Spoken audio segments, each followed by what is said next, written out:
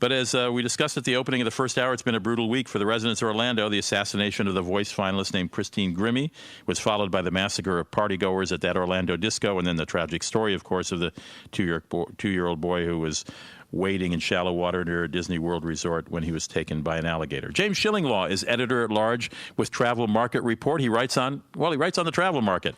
I asked him to join me for a few minutes to discuss the implications for tourism for Orlando following these incidents. Hey, James, welcome back to the show.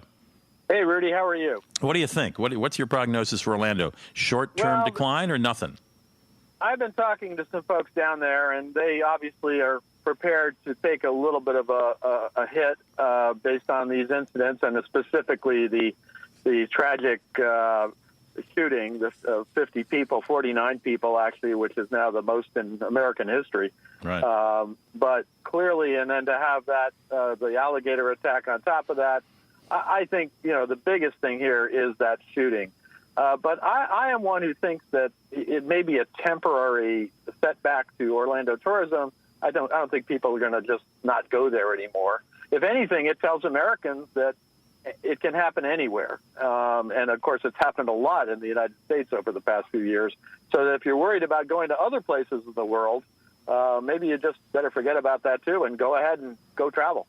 Exactly. Well, that's certainly been the message of this show, that it's so random. And as a friend of mine once said, who among us gets to choose when our last days on this earth are? We asked the Orlando Tourism Bureau called Visit Orlando to join the show, and they said, well, we'll just send you a statement, which basically said this is from the president and CEO of Visit Orlando, George Aguel, A-G-U-E-L. He said, incredible outpouring of support from people all over the world. For more than 40 years, generations of families from across the globe have created emotional connections and lifelong memories in Orlando, which gives us confidence both now and looking into the future. So they're putting on the best face possible. And, of course, Disney World, as you've seen in the news, is not only putting up warnings about alligator signs, but also ropes to bar people from going into the water, which are clearly a little overdue. Yes, James?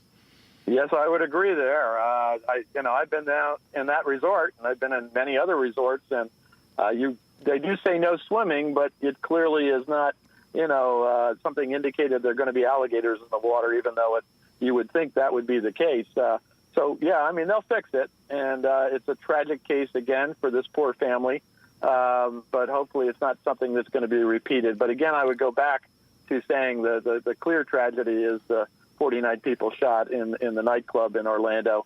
That wasn't necessarily a tourist spot, that's for sure, but it really did talk about how random these acts of violence can be. Yeah, it does speak to that. And, short of having us have, metal detectors, I live near the Mall of America here, and people often fear because it's called Mall of America and it's big, it would be a target. But short of putting metal detectors at every door, that ain't happening. It's hard to do, and obviously this guy cased the place, and we're getting more and more information about him. I personally don't think he had any direct connection to ISIS or Al Qaeda. It's something he claimed after the fact, but clearly he had some issues, major issues with the gay community, and it's very sad and very tragic. And I know a lot of people in Orlando are. They want to be the last place that this would happen, and they also want to be the last place where some kind of record can take place in terms of the number of shootings. Exactly.